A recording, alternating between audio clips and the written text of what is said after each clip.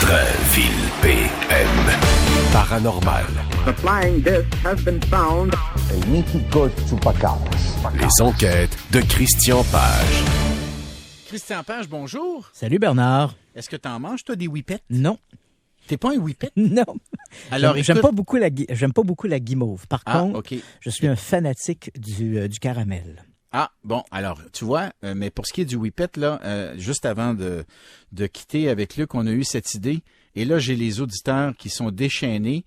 Ils me disent qu'on a inventé un nouveau produit, le Whippot. C'est pas pire, hein? Au lieu du whippet, le Whippot qu'on vendrait à la SQDC, ça pourrait nous donner un débouché. On pourrait peut-être garder l'usine ouverte avec ça.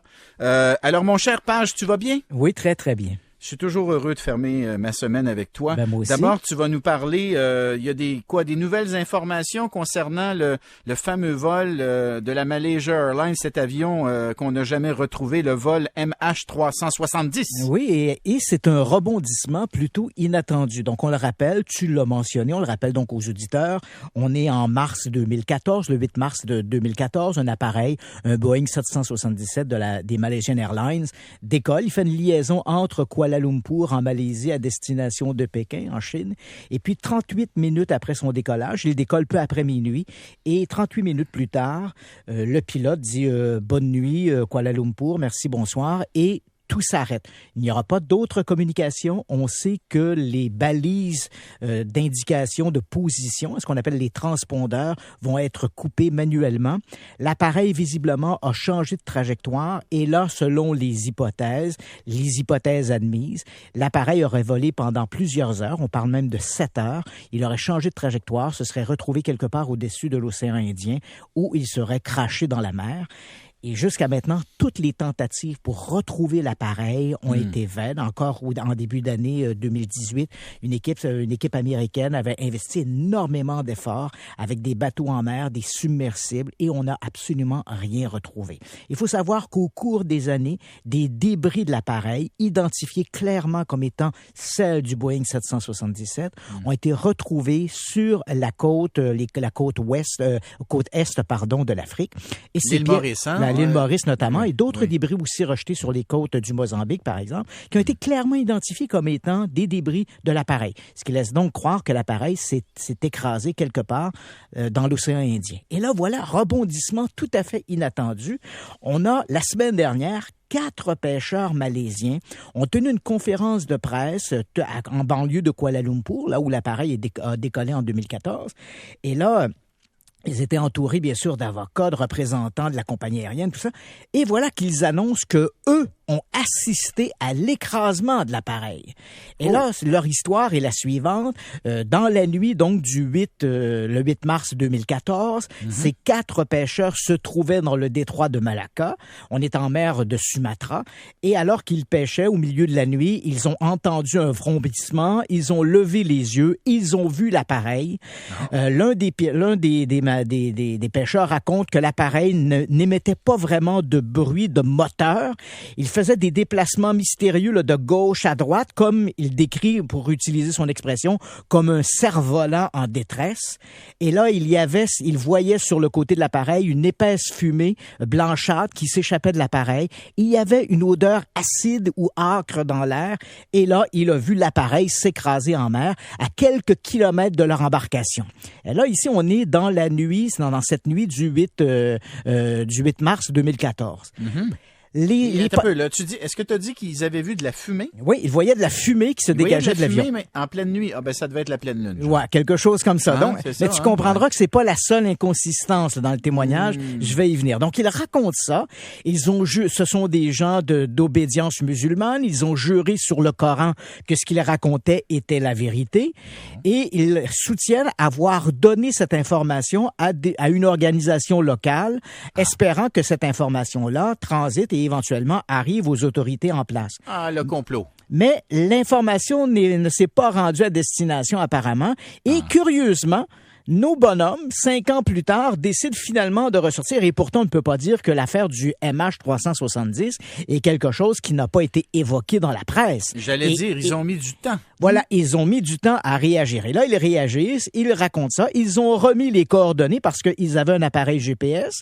Ils ont marqué sur l'appareil GPS les coordonnées approximatives de l'endroit où l'appareil s'est écrasé. Mais inutile de dire que pour les experts, ça semble très invraisemblable. Parce que le détroit de Malacca, où l'appareil se serait écrasé, est tout près de Kuala Lumpur. Et on ne comprend pas où l'appareil aurait passé pendant 5 ou 6 heures comme ça à voler. Et qui plus est, comment un appareil qui se serait écrasé en mer de Sumatra, dans ce détroit de Malacca, comment est-ce que des débris de cet appareil auraient pu éventuellement se retrouver sur la côte africaine? C'est quelque chose d'invraisemblable. Ça ne tient pas la route. Et c'est pourquoi beaucoup d'experts dans le domaine de l'aviation rejettent tout à fait ce témoignage en disant ce sont des gens qui veulent capitaliser sur cette histoire-là. Est-ce qu'il y a une récompense d'ailleurs liée à de nouvelles informations? Peut-être qu'ils veulent le cash, ils veulent l'argent? Pour l'instant, le gouvernement de Kuala Lumpur il offre des millions de dollars à qui pourrait localiser l'épave, mais cette somme d'argent ne sera remise que sur présentation de l'épave. Tu comprends? Donc, si ces gens-là arrivent en disant nous avons ces informations et qu'elles sont finalement fausses. Oui, mais si elles sont fausses au départ, la seule chose que ça fait, c'est que ces gens-là ont leurs 15 minutes de gloire dans la presse. C'est sûr que si on trouve l'appareil, éventuellement, ils pourraient peut-être exiger une partie de la cagnotte. Mais pour l'instant, disons que les experts doutent fortement de ce récit parce que, sur le plan géographique, un appareil qui s'écrase dans le détroit de Malacca, quelle que soit la situation, ces débris ne pourraient pas éventuellement remonter vers l'océan Indien, redescendre jusque sur les côtes de l'Afrique. Tout ça, c'est invraisemblable. Bon, OK. Est-ce que ta prochaine histoire est davantage vraisemblable? En fait, elle est vraisemblable dans la mesure où le fait est confirmé. Ce sont les hypothèses complotistes qui le sont moins. Tu comprendras. En fait, on ne sait pas depuis quand c'est comme ça. Mais tu sais qu'il y a des gens qui sont fascinés par les théories du complot. Ils essaient de trouver toutes sortes de choses en s'aidant de logiciels et d'applications comme Google Maps, Google Earth. On cherche des anomalies. Et là, voilà qu'il y a quelques jours, il y a des gens qui ont remarqué qu'une île qui se trouve au nord de la Russie, en fait tout près du cercle polaire, l'île Jeannette avait disparu de Google Earth.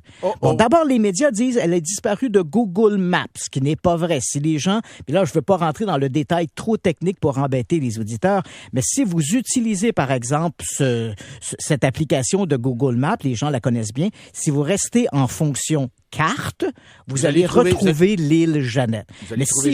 Mais si vous cliquez sur l'onglet qui vous fait passer de la carte à la photographie satellite, là, vous allez vous retrouver devant un gros point noir. Et là, évidemment, il y a des photos. On sait que dans des versions antécédentes de Google Earth, l'île Jeannette était présente. Et là, maintenant, elle ne l'est plus. Alors, que s'est-il passé? Il faut d'abord dire, Bernard, que cette île Jeannette, elle est, comme je te dis, au nord de la Russie, en mer de Sibérie. Elle est tout près du cercle polaire. Elle est inhabitée et c'est une petite île qui fait 300 km², qui s'élève à quelques dizaines de mètres de la mer. C'est un gros, essayons d'imaginer, c'est un gros rocher avec de la neige et de la glace. Et laisse-moi deviner, sous le rocher, il y a une base militaire secrète des Russes. Là, tu comprends, Bernard, t'es en train de tomber dans les théories du complot, parce que c'est exactement ce qui circule dans la complosphère. Et je l'ai même pas lu nulle part. C'est à force de te côtoyer. Alors, pourquoi effectivement pourquoi est-ce que dans cette mise à jour de Google Earth, pourquoi l'île Jeannette a-t-elle disparu? Alors là, les théoriciens du complot, depuis quelques semaines maintenant, s'alimentent avec ça. Il doit y avoir, on essaie de nous cacher la présence d'une base secrète militaire, parce que sur les anciennes photographies, on voit bien qu'il n'y a aucune activité humaine. C'est un gros bloc de roche avec de la glace. Alors là, on imagine une base souterraine, ou peut-être même une activité extraterrestre, ou des détails comme ça. Inutile de dire que ce n'est pas l'avis des experts. Consultez les spécialistes en informatique. Et là, je vais essayer d'être clair, mais c'est assez complexe. Il faut savoir voir, pour eux, les experts en informatique, il s'agit simplement d'un problème lié à la mise à jour de Google. Ah. Si les gens, par exemple, utilisent cette fonction de Google Maps et Google Earth, je leur donne ce mode d'emploi. Allez, par exemple, en Polynésie, prenez Google Maps, allez en Polynésie, là, vous allez voir toutes les îles qui se trouvent en Polynésie. Il y en a des centaines. Ouais. Si vous passez de l'onglet carte à la vision satellite, vous allez voir que la définition de l'océan n'est pas la même que les photographies des îles. Pour sauver de l'espace, la lourdeur de ces fichiers, Google met l'océan dans une version plus faible de résolution que les îles. Et là, il y a une espèce d'algorithme qui dit à Google Earth, quand tu arrives à cet endroit, s'il y a une terre, remplace la terre par la vraie photo satellite. C'est poche, ça. Et voilà. Moi, j'aime bien mieux la base militaire secrète russe. Alors, s'il y a un dérapage, tu comprends, on n'a pas remplacé l'île et là, on se retrouve avec un trou noir. Le patch n'a pas été mis. Et ce qui donne cette... Je dois te remercier. Il me reste 10 secondes pour saluer les auditeurs. Je vous souhaite un bon week-end, tout le monde. Merci à Larry, Alexandra et Maryse. On se reparle lundi. Salut tout le monde. Paul s'en vient.